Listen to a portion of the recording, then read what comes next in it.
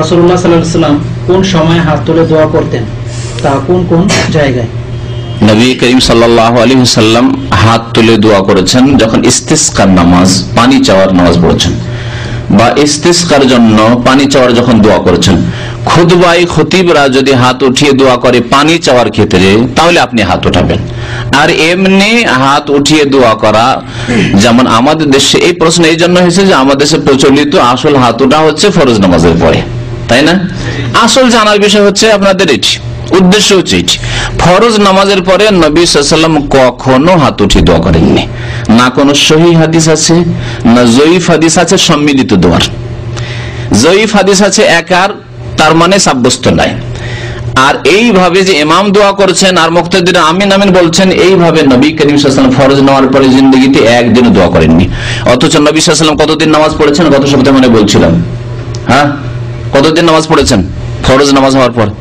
13 বছর। 3 বছর মক্কায় আর 10 বছর মধ্যে। দীর্ঘ 13 বছরকে আপনি 360 নিয়ে আসেন, 360 কে আবার 5 দিয়ে গুণ দেন, মানে প্রত্যেক দিনে 5 ওয়াক্ত নামাজ। তাহলে এতগুলি নামাজ পড়লেন রাসূলুল্লাহ, ফরজ নামাজ কোনদিন ফরজ নামাজের পরে সম্মিলিত মোনাজাত, যে প্রচলিত মোনাজাত করেননি। আর এই বিষয়টি অনেক আলেমরা হানাফি হলেও তারা বুঝতে পেরেছে, যার ফলে হাটহাজারিতে মোনাজাত উঠে গেছে।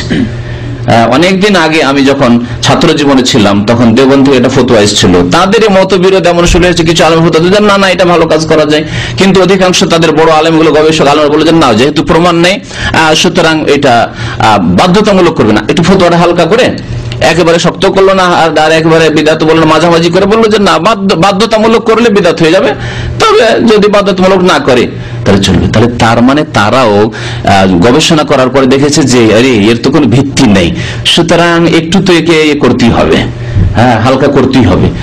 তো বোঝা গেছে, আশা করি বুঝতে পেরেছেন।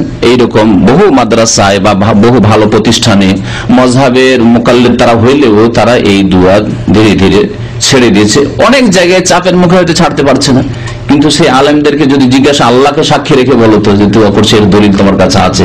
বলে পারছি না, যদি ছেড়ে দিই দোয়া তাহলে অসুবিধা আছে, আমার চাকরি চলে যাবে অথবা ফিতনা হবে। এই ফিতনা না, ফিতনা কিসে? ফিতনা হচ্ছে আপনার ইমানের ফিতনা, সুন্নাত থেকে দূরে সরে যাও ফিতনা, বিদআত কাজ করা হচ্ছে ফিতনা। কিন্তু ফিতনাকে অনেকে বুঝতে পারেনি, যার ফলে এই শ্রেণীর লোকেরা অনেক সময় এরকম অজুহাত বাহানা করে যে এগুলি বললে মানুষের মধ্যে হইচই হবে। হইচই কেন হবে? এই জন্য যে আপনারা ইখতিলাফ করছেন। আলেম সমাজ যদি একমত হয়ে বলে যে না এগুলি সব বিদআত, তাহলে ঝামেলা সব হয়ে যাবে। আলেমদেরকে ছেড়ে জনসাধারণ কোথায় চলার উপায় আছে? হ্যাঁ, জানাজা হইলেও আলেমকে ডাকতে হবে, হ্যাঁ, আর এরকম কোন বিপদ আপদে পড়লেও আলেমকে ডাকতে হবে, মাসলা মাসাইল ফতোয়া ফরাইজ আলেমকে ডাকতে হবে। আলেমরা সবাই যদি একমত হয়ে যেত তাহলে এই ফিতনা সৃষ্টি হতো না। ফিতনা আপনারা সৃষ্টি করেছেন এই বিদাতি আলেমরা। জনসাধারণ সোজা যেদিকে নিয়ে যাবেন কোরআন সুন্নাহ দিকে, তারা তো চায় কোরআন সুন্নাহ, ওরা ভাবছে যে আপনারা হয়তো কোরআন সুন্নাহ আর দিক নির্দেশনা দিচ্ছেন, কিন্তু আপনারা বিদআত শেখাচ্ছেন। বিদাতি আলেমদেরকে বলছি, জনসাধারণকে যদি বুঝিয়ে দেন ভালো করে যে কোরআন সুন্নাহ মানতে হবে, তো জনসাধারণ এখনো রাজি আছে, অসুবিধা নেই। পাবনাতে গত বছর এক মাহফিলের মধ্যে বক্তৃতা দিলাম। মাহফিলে বক্তৃতা দেওয়ার পরের দিন এক তালেব এলেম এসে হাজির হয়েছে। তালেবে এলেম যারা আছে না, এদের তালেব আলী মানে যারা এলেম হাসিল করে তাদের নাম তালেব, আর তালেব আলীদের একটা আবার ওইরকম নাম আছে, সেটা হলো তালিব আলী। তালেব আলীদের ভিতরে একটু তালিব আলী কামটা বেশি থাকে। ছাত্র জীবনে তালিব আলী মানুষটা একটু বেশি করে, মাদ্রাসার তালেব এলেমরাই বেশি করে সচরাচর এই কাজ। কোন সময় রাত্রে যদি এই বাইরে কোথাও যাওয়া দরকার, উস্তাদ তো ধরে মারবে, তাহলে কম্বলটারে ভালো করে ভাঁজ করে জড়িয়ে ওটারে ল্যাপ দিয়ে ঢেকে থুয়ে চলছে একদিকে। আমার মাদ্রাসার ছাত্রদেরকেও দেখতাম ওরকম তালিব আলী কাজ করত। তালেব আলী এসে হাজির হয়েছে, বলছে হুজুর মোনাজাতের তো সম্মিলিত মোনাজাতের তো দলিল পেলাম। বললাম আলহামদুলিল্লাহ বাবা, সম্মিলিত মোনাজাতের যদি দলিল পাওয়া যায় তো আমার পুরাতন ব্যবসাটা আমি আবার চালু করতে পারি। আমি আগে মোনাজাতের ব্যবসা করে খেতাম, বহুত পয়সা। মোনাজাতে যে এত বরকত, মাবুদ রে, ও দয়াময় মাবুদ মাওলাজি, আজকের ঈদের দিনে কত মায়ের সন্তান বিদেশের বাড়িতে পাড়ি জমিয়েছে। মা আল্লাহ, ওই মা দুঃখিনী জানে না তার সন্তান বিদেশের মাটিতে কোন অবস্থায় আছে। আল্লাহ, ঈদের দিনে কোন মায়ের সন্তান বিদেশের বাড়িতে কোনো কষ্টের মধ্যে থাকলে তুমি তারে মাফ করে দাও। আল্লাহ গো, দুঃখী মায়ের দুঃখী ছেলে রুটি রুজির আশায় বিদেশের বাড়িতে পাড়ি জমিয়েছে। আল্লাহ গো, ওই দুঃখী মায়ের সন্তানকে হেফাজত করো জানমালে, যথা টাইমে মায়ের সন্তানকে মায়ের কোলে পৌঁছায় দাও। ঈদের মাঠের এক মুনাজাতেই কিচ্ছা খতম। এদিক থেকে এক বান্ডিল টাকা, ওদিক থেকে আরেক বান্ডিল টাকা, ওদিক থেকে আরেক বান্ডিল টাকা।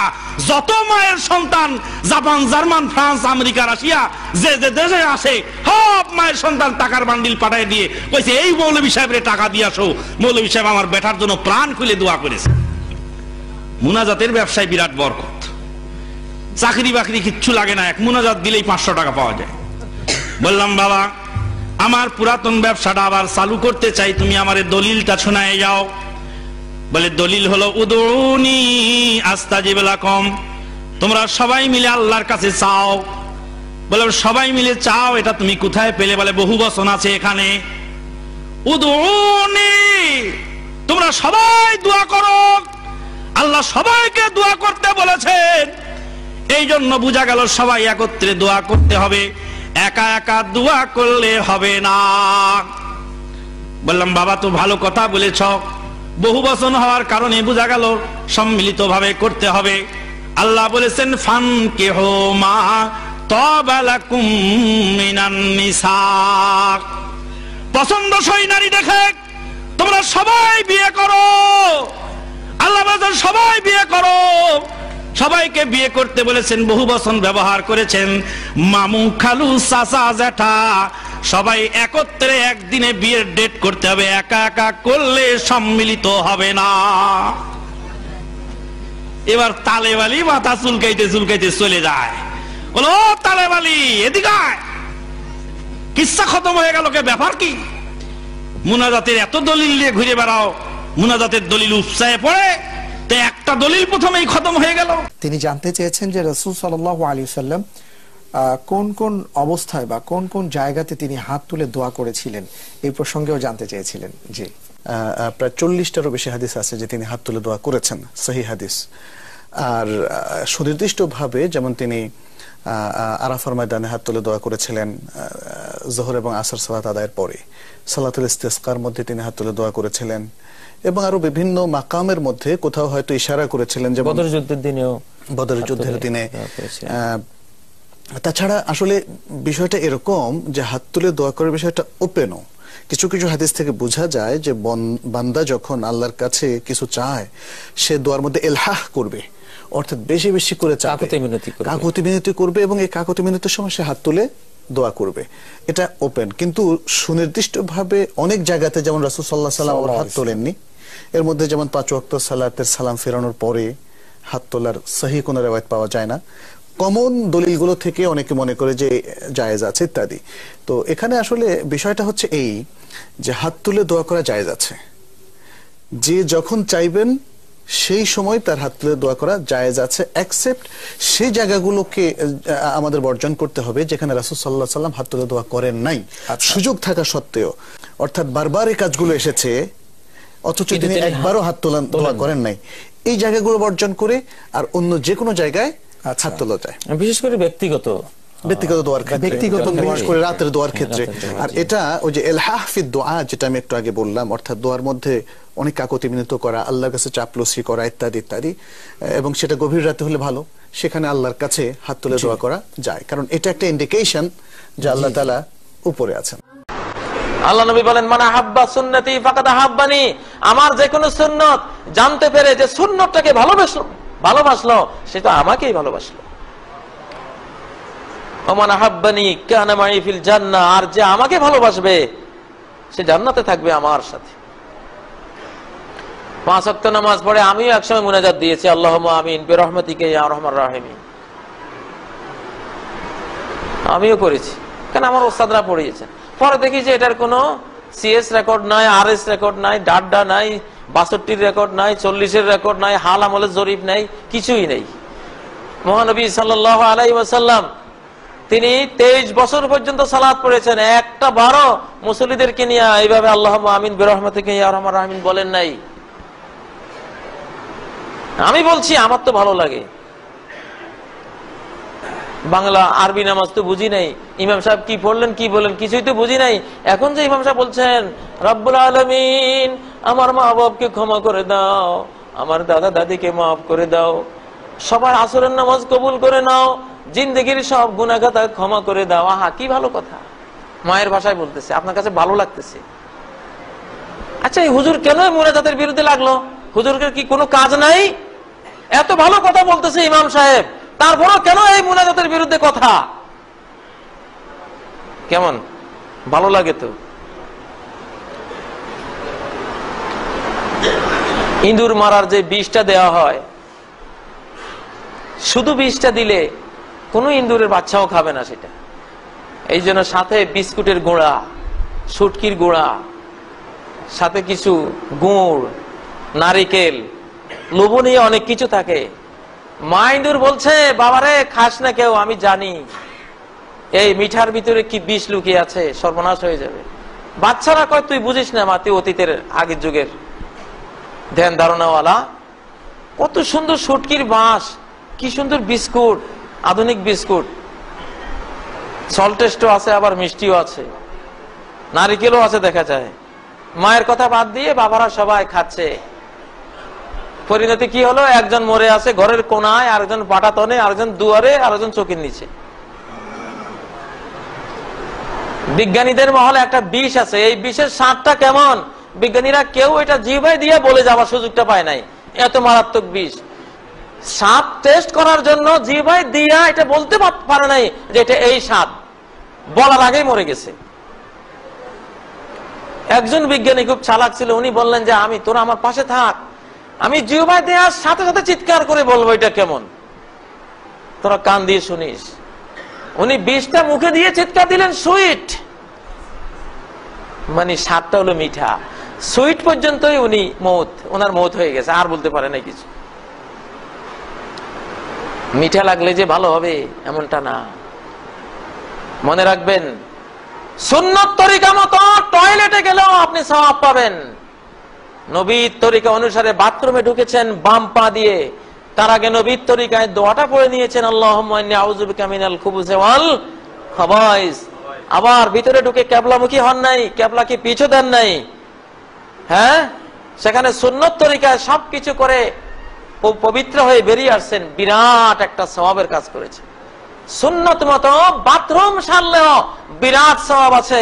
সুন্নতের খেলাফ কাবা শরীফের হজ যদি করেন, কাবার এক রাকাতে 1 লক্ষ রাকাতের সওয়াব, কিন্তু সুন্নত তরিকা বাদ দিয়ে সেখানে যদি আপনি 1000 বছরও সালাত পড়েন, তাহলে একবার সুন্নত তরিকায় টয়লেটে গেলে যে সওয়াবটা পাবেন নবীর তরিকার বরকতে, নিজের তরিকা বানিয়ে জীবন ভরে কাজ করলেও আপনি সওয়াব তো পাবেনই না, উল্টো আপনি একজন বেদাতি, একজন কুসংস্কারপন্থী, নবীর ধর্ম বিনষ্টকারী, একজন নবীর ধর্মের দুশ্মন হিসেবে কিয়ামতের ময়দানে নবীর সামনে যখন পড়বেন, তিনি বলবেন সোকান সোকা, দূর হও দূর হও, এটা দূর করো আমার এখান থেকে, আমার ধর্ম নষ্ট করে ফেলেছে।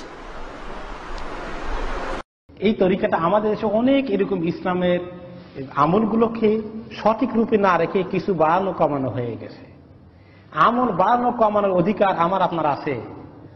আল্লাহ তাআলা এবং তার রাসূল সাল্লাল্লাহু আলাইহি ওয়াসাল্লাম যেভাবে আমাদেরকে আমল শিখিয়েছেন সেই তরিকা আমল করতে হবে। এখান থেকে আপনি আসেন, এই দোয়ার আমাদের দেশে একটা ফরম্যাট হয়ে গেছে, একটা তরিকা হয়ে গেছে। নামাজের পরে ইমাম সাহেব আল্লাহুম্মা আমিন কইতে হবে 1 মিনিট সবাইকে নিয়ে, এটা আমাদের দেশে মুখস্থ হয়ে গেছে না? মুরব্বী আপনি তো, উনি অনেক বড় আলেম, কিন্তু উনি ওনার অনেক ওস্তাদ ছাত্র সারা দুনিয়াতে আছে। মানে মুরব্বীর বাড়ি হাতিয়া নোয়াখালীর, উনি অনেক বড় আলেম মাশাআল্লাহ।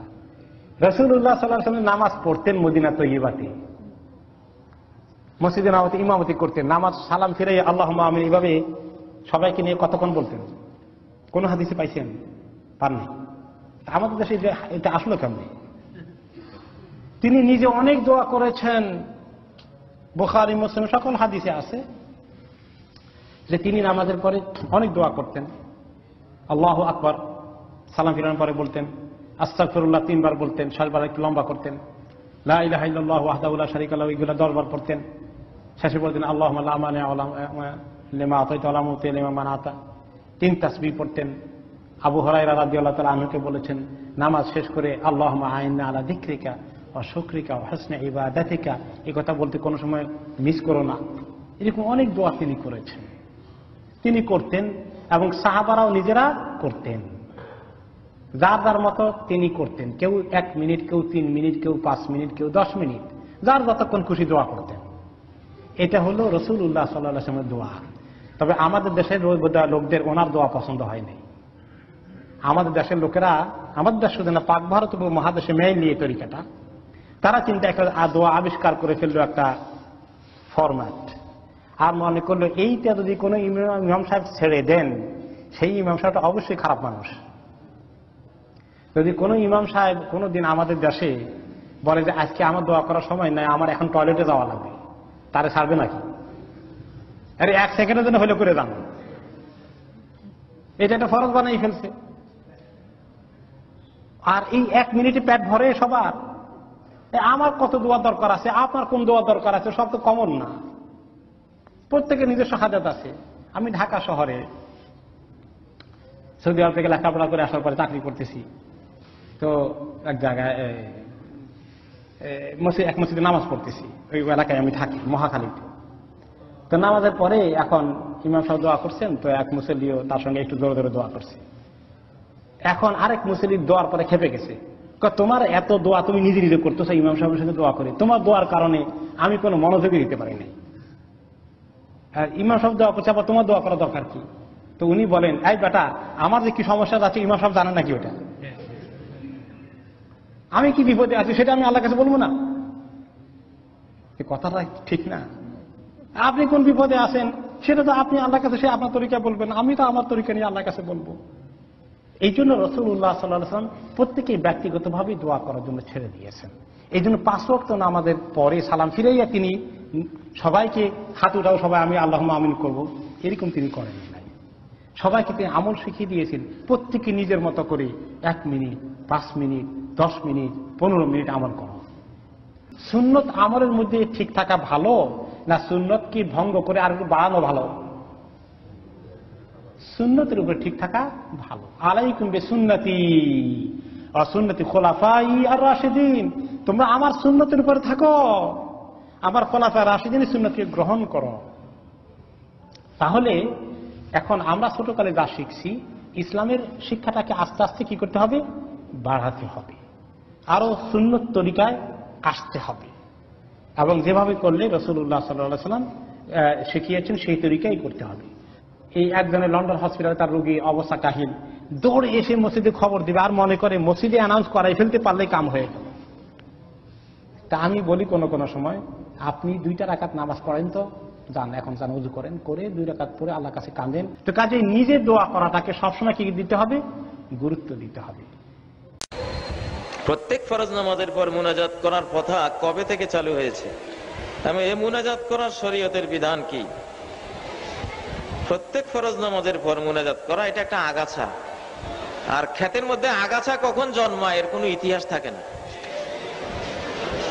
উপকারী গাছের ইতিহাস থাকে যে গাছটা অমুক লাগিয়েছেন অমুক দিন, আগাছার কোনো ইতিহাস থাকে না। এই আগাছা ফিলিস্তিন অঞ্চল থেকে 400 হিজরির দিকে কিছু লোকেরা, দরবেশ টাইপের কিছু লোকেরা এটা বাড়িয়ে দিয়েছে সালাতের সাথে। এটার আসলে প্রকৃত কোনো ইতিহাস নেই। যাই হোক, এটা একটি বেদাত, এটি একটি কুসংস্কার। ফরজ সালাতের পর অনেকগুলো দোয়া আছে, আল্লাহু আকবার, আল্লাহু আকবার, আল্লাহু আকবার একবার, আস্তাগফিরুল্লাহ, আস্তাগফিরুল্লাহ, আস্তাগফিরুল্লাহ 3 বার, আল্লাহুম্মা আনতাস সালাম ওয়া মিনকাস সালাম তাবারাকতা ইয়া যাল জালালি ওয়াল ইকরাম এটা একবার, লা ইলাহা ইল্লাল্লাহ ওয়াহদাহু শেষ পর্যন্ত একবার, আল্লাহুম্মা আইন্নি আলা যিকরিকা ওয়া শুকরিকা ওয়া হুসনি ইবাদাতিকা এটা, তারপর আয়াতুল কুরসি, তারপর 3 কুল, এরপরে আরো অনেক দোয়া আছে, লা ইলাহা ইল্লাল্লাহু ওয়াহদাহু লা ইলাহা ইল্লাল্লাহ ওয়া লা না'বুদু ইল্লা ইয়্যা, অসংখ্য দোয়া আছে। এগুলো হিসনুল মুসলিম বইতে বা অন্যান্য দোয়ার বইগুলিতে আপনারা পেতে পারেন, এগুলো পড়বেন। তাছাড়া 33 বার সুবহানাল্লাহ, 33 বার আলহামদুলিল্লাহ, 34 বার আল্লাহু আকবার, এগুলি হলো সুন্নাহ। এগুলো না করে প্রতি সালাতের পরে হাত তোলা এটা একটি বাড়াবাড়ি এবং বিদআত, এটা করবেন না। ইমাম সাহেবেরা নামাজে কোনো আবেগ দেন না, নামাজে কান্নাকাটি নেই, কান্নাকাটি শুরু হয় আল্লাহুম্মা আমিন বলে। সুন্নাহ হলো সালাতের মধ্যে কান্নাকাটি করা। আল্লাযীনা হুম ফি সালাতিহিম খাশিউন, যারা তাদের সালাতের মধ্যে বিনয়ী হয় তারা জান্নাতি। এখন সালাত শেষ করে বিনয়ী হলেন কেন? সালাতের ভিতরে কোনো কান্নাকাটি নেই, সালাত শেষ করে কান্নাকাটি করা এটা উচিত না। হাত তোলা একাকী নফল সালাতের পরে মাঝে মধ্যে বা অন্য যে কোনো প্রসঙ্গে মাঝে মধ্যে কেউ করতে পারে, কিন্তু জায়গায় জায়গায় হাত তোলা এটা সুন্নাহ নয়। বিশেষ করে ফরজ সালাতের পরে হাত তোলা এটা সুন্নাহ নয়। দোয়া সব জায়গায় আছে, কিন্তু হাত তোলা সব জায়গায় নাই। আমরা বাথরুমে যাওয়ার সময়ও তো দোয়া পড়ি, আল্লাহুম্মা ইন্নী আউযু বিকা মিনাল খুবসি ওয়াল খাবায়েথ। এখন যদি বাথরুমে যাওয়ার সময় আপনি এইভাবে আল্লাহুম্মা আমিন, আল্লাহুম্মা ইন্নী আউযু বিকা মিনাল খুবসি ওয়াল খাবায়েথ বিরহমাতিকা ইয়া আরহামার রাহিমিন এইভাবে করেন, তদ্রূপ বাথরুম থেকে বের হলেও আবার আলহামদুলিল্লাহিল্লাযী আযহাবা আন্নী আল আযা ওয়া আফানি অথবা গুফরানাক দোয়া আছে, সেখানে যদি হাত তুলে আবার এইভাবে মুনাজাত করেন, তাহলে তো বাম হাতটা গালে লাগাইলে এখানে কিছু অন্য জিনিসও লাগতে পারে। বেদাত তো হলো, এই বেদাতের সাথে অন্য সমস্যাও তৈরি হবে। জায়গায় জায়গায় হাত তোলা নাই। বাসে ওঠার সময় দোয়া আছে, সেখানে যদি আল্লাহুম্মা কয়ে সুবহানাল্লাযী সাখারালানা হাযা এইভাবে মুনাজাত করতে করতে বাস চলে যাবে বা আপনি অ্যাক্সিডেন্ট হবেন। অতএব জায়গা জায়গায় হাত তোলা এটা উচিত নয়, যেখানে আছে যেটুকু আছে ওইটুকু। এই প্রশ্নটি পুরাতন প্রশ্ন, বহু আগ থেকেই এই প্রচলিত নিয়মটি চলে আসছে, যদিও বা 661 হিজরিতে জন্ম নিয়ে একজন ব্যক্তি, বিখ্যাত একজন পণ্ডিত ইবনু তাইমিয়া রহিমাহুল্লাহ, তিনি তার মাজমু ও ফতোয়া মধ্যে 22 নম্বর খণ্ডের 19 পৃষ্ঠায় এই বিষয়ে বহুদিন পূর্বেই বলে গেছেন, এটাকে বেদাত বলে গেছেন। জানাজাত সালাতের পরে, ফরজ সালাতের পরে, ঈদের পরে, সভা সম্মেলনের পরে বা কোনো বৈঠকের পরে, ইফতার মাহফিলের কথা তো বললাম, এইগুলোর পরে সম্মিলিত হাত তুলে দোয়া করার প্রমাণে কোন সহিহ হাদিস বর্ণিত হয়নি। বিশেষ করে ফরজ সালাতের পরে যে দোয়াটি করা হয়, এটা একেবারেই এর মর্মে কোনো জাল হাদিসও বর্ণিত হয়নি। আমরা দুয়ার শব্দটির অর্থ বা দুয়া মুনাজাত কথাটি বুঝতে ব্যর্থ হয়েছি বলেই নতুন করে সংযোজন করেছি ফরজ সালাতের পরে বা ঈদের পরে। আসলে দোয়াটা কি, মুনাজাতটা আসলে কি, এটা যদি আপনি বুঝেন, এর পরেও দোয়া করার পক্ষে, ফরজ সালাতের পরে, ঈদের পরে, জানাজার পরে দোয়া করার পক্ষে একটি দুইটি নয়, আলেমগণ যারা দোয়া করার পক্ষে তারা অন্তত 28টি দলিল পেশ করেছেন। 28টি। আমি প্রত্যেকটি দলিলের পর্যালোচনা করেছি, তার মধ্যে একটি সবচেয়ে বেশি আলোচিত, সেটা আমি উল্লেখ করব। আসলে এই জিনিসটা বুঝি, আসলে দোয়া জিনিসটা কি বা মুনাজাতটা কি জিনিস। রাসূলুল্লাহ সাল্লাল্লাহু আলাইহি সাল্লামের বুঝের চেয়ে উত্তম বুঝ আর পৃথিবীতে কেউ দিতে পারবেন না। আপনি সহিহ বুখারী খুলুন, 58 পৃষ্ঠা, 59 পৃষ্ঠা এবং 126 পৃষ্ঠা। রাসূল সাল্লাল্লাহু আলাইহি সাল্লাম বলছেন, ইন্না আহাদাকুম ইযা কামা ফিস সালাহ, তোমাদের মধ্যে কেউ যখন, নিশ্চয়ই তোমাদের কেউ যখন সালাতে দাঁড়ায়, ফাইন্নাহু ইউনাজি রব্বাহু, নিশ্চয় সে তার রবের সঙ্গে চুপি চুপি মুনাজাত করে। সালাত যখন দাঁড়ায়, আপনি 59 পৃষ্ঠা খুলুন, আরেকটি হাদিস আসছে, ইন্নাল মুমিনা ইযা কামা ফি সালাতিহি, নিশ্চয় মুমিন যখন তার সালাতে দাঁড়ায়, ফাইন্নাহু ইউনাজি রব্বাহু, সে তার রবের সঙ্গে মুনাজাত করে। আর মুনাজাত শব্দের অর্থ হলো চুপি চুপি পরস্পরে কথা বলা, যা আসছে বাবে মুফালা থেকে, না যা ইউনাজি মুনাজাতান, পরস্পরে চুপি চুপি কথা বলার নাম হলো মুনাজাত। আর এই মুনাজাত শব্দটির জন্মই হয়েছে এই হাদিস থেকে।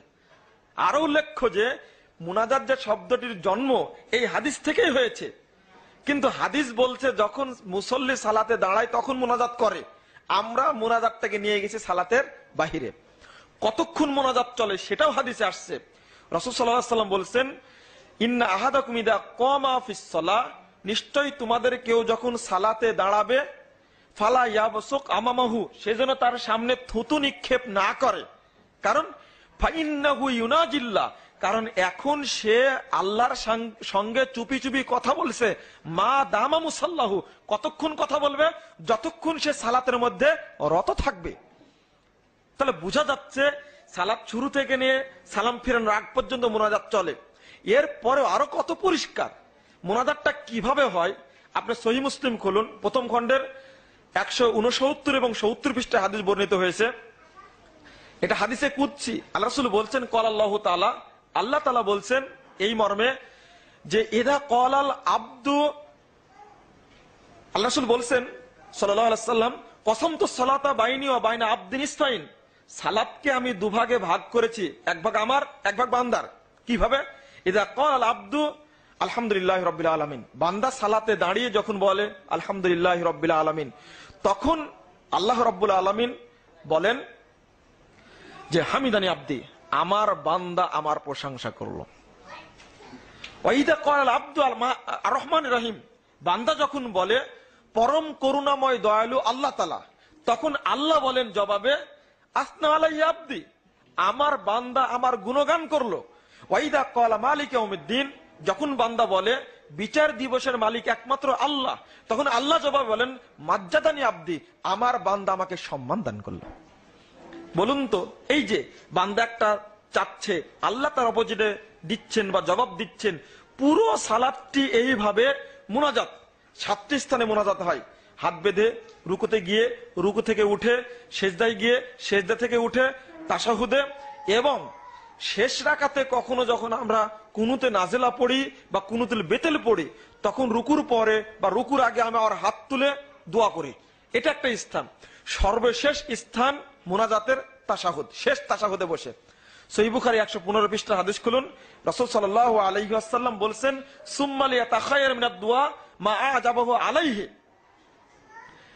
তাশাহুদ শেষ, দরুদ শেষ, এর পরে মুসল্লির যত ইচ্ছা ততজনে দোয়া করে যা তার প্রয়োজন। আর এই হাদিসটি উল্লেখ করার আগে ইমাম বুখারী অধ্যায় রচনা করছেন আর দুআউ ক্বাবলা সালাম, সালামের পূর্বে দোয়া, ওয়া যিকরু বাদা সালাত, এরপরে অধ্যায় রচনা করেছেন জিকির হবে সালাতের পরে, দোয়া সালামের আগে হতে হবে। সম্মানিত উপস্থিতি, হয়তো পরিষ্কার হয়েছেন যে মুনাজাতটা হবে সালাতের ভিতরে। আমি এখনো বলিনি যে একাকী হাত তুলে দোয়া করা যাবে না। আপনি সালাতের পরে একাকী হাত তুলে দোয়া করুন, কেউ নিষেধ করবে না। অসুস্থ হয়েছেন আপনি, আপনার ছেলে অসুস্থ, আপনি একাকী হাত তুলে দোয়া করুন। আপনি নফল সালাত পড়লেন, একাকী হাত তুলে দোয়া করুন। সহিহ বুখারীতে 550 পৃষ্ঠা একটা হাদিস বর্ণিত হয়েছে, আরো পরিষ্কার হাদিস আসছে। সেটা হলো ফিকহুস সিরা, সহিহ ফিকহুস সিরা আলবানী রাহিমাহুল্লাহ এই গ্রন্থের 51 পৃষ্ঠা একটা হাদিস বর্ণিত হয়েছে সহিহ সনদে। আল্লাহ রাসূল যখন মক্কায় কাবা ঘরে সেজদা দিয়েছিলেন, তখন আবু জেহেলরা এসে উঠে ভুঁড়ি চাপিয়ে দিয়েছিলেন, দেয়নি? তখন আয়েশা ফাতেমা রাদিয়াল্লাহু আনহা তিনি এসে সেখান থেকে ভুঁড়িটা নামিয়ে দিলেন। রাসূল সাল্লাল্লাহু আলাইহি ওয়াসাল্লাম মাথা উঠিয়ে হাত তুলে দোয়া করেছিলেন তখন, আল্লাহুম্মা আলাইকা বিকুরাইশ, আল্লাহুম্মা আলাইকা বিকুরাইশ। এই সালাতটা ছিল নফল সালাত, আপনি হাত তুলে দোয়া করতে পারেন। রাসূল সাল্লাল্লাহু আলাইহি ওয়াসাল্লাম একটা হাদিস বর্ণিত হয়েছে আবু দাউদ প্রথম খণ্ডের 209 পৃষ্ঠায়, ইন্না রব্বাকুম হাইয়ুন কারীমুন, তোমাদের রব লজ্জাশীল সম্মানিত, ইদা রাফাআল আবদু ইয়াদাইহি লাম ইয়ারুদ্দুহুমা সিফরান, যখন কোন বান্দা দুখানা হাত আল্লাহর কাছে তুলে দোয়া করে, আল্লাহ রাব্বুল আলামিন তার খালি হাত ফেরত দেন না। তাহলে বোঝা যাচ্ছে হাত তুলে দোয়া করা যাবে, একাকী হাত তুলে দোয়া করুন আপনি, কেউ আপনাকে নিষেধ করবে না। তবে একটা কথা বলে দিই, হাত মুখে মাসা করা যাবে না। আবু দাউদ রাহিমাহুল্লাহ নিজেই 209 পৃষ্ঠা খুলুন, এই হাত মুখে মাসা করা সংক্রান্ত বর্ণনা নিয়ে আসার পরে বলছেন কুল্লুহা ওয়ে হাতুন, মুখে হাত মাসা করা সম্পর্কে যত বর্ণনা আছে সবগুলো একেবারে নিতান্তই বাজে, দুর্বল, এটা চলবে না। আরো উল্লেখ্য যে আপনি জানাজার পরে, জানাজাটাই দোয়া, এরপরে মৃত্যু ব্যক্তি কবরে রাখার পরে আপনি বলতে পারেন এই মর্মে, তাকে বলতে আল্লাহুম্মা গফির লাহু ওয়া সাব্বিতহু, এতটুকু বলতে পারেন। এটা সবাই বলবে, শুধু ইমাম বলবে রব্বানা আতিনা ফিদ দুনিয়া হাসানা আর সবাই আমিন বলবে এমনটা নয়। হাদিসে আসছে 31 পৃষ্ঠায় বলছেন যে ইস্তাগফিরু লি আখিকুম, তোমরা তোমাদের ভাইয়ের জন্য ইস্তেগফার করার কামনা করো। আমরা সবাই মিলে বলবো আল্লাহুম্মা গফির লাহু ওয়া সাব্বিতহু। আরো দোয়া আছে, সেটা আমি পড়তে পারি। এই সাথে আরেকটি কথা বলবো, আপনি যখন কবর জিয়ারত করতে যাবেন বা এই রমাজান মাসে ঐক্যবদ্ধভাবে দলবদ্ধভাবে বিভিন্ন গোরস্থানে গিয়ে দোয়া করা হয়, যে কথাটি, যে বিধানটি আসলে ঠিক নয়, এই রেওয়াজটি ঠিক নয়। আপনি বছরে যে কোনো সময়, রাত্রি বা দিনে যে কোনো সময় কবরস্থানে গিয়ে আপনার আব্বার জন্য, আপনার আম্মার জন্য হাত তুলে দোয়া করতে পারবেন। রাসূল সাল্লাল্লাহু আলাইহি সাল্লাম বাকিউল গরকাদে গিয়ে একই দিনে 3 বার হাত তুলে দোয়া করেছেন। পাশে জিবরিল আছেন, কিন্তু জিবরিল তো হাত তুলেননি। আপনি খুলুন সহিহ মুসলিম প্রথম খণ্ডের 313 পৃষ্ঠার হাদিস, আল্লাহ রাসূল কবর জিয়ারত করতে গিয়ে হাত তুলে দোয়া করেছেন। কবরস্থানে গিয়ে আপনি একাকী হাত তুলে দোয়া করুন। আপনি সকালে যান, বিকেলে যান, রাত্রি যান, যে কোনো সময় যেতে পারবেন, কিন্তু ঘটা করে 27শে রমাজানে বা যে কোনো সময়ে সবাইকে নিয়ে কবরস্থানে দোয়া করতে যেতে হবে, এটা প্রচলিত নিয়মটা সুন্নাহ বিরোধী, সুন্নাতে এটা পাওয়া যায় না। এই বিষয়ে আরেকটি কথা, ঈদের সালাতের পরে ইমাম সাহেব খুতবার পর আবার বসেন, বসে দোয়া করেন।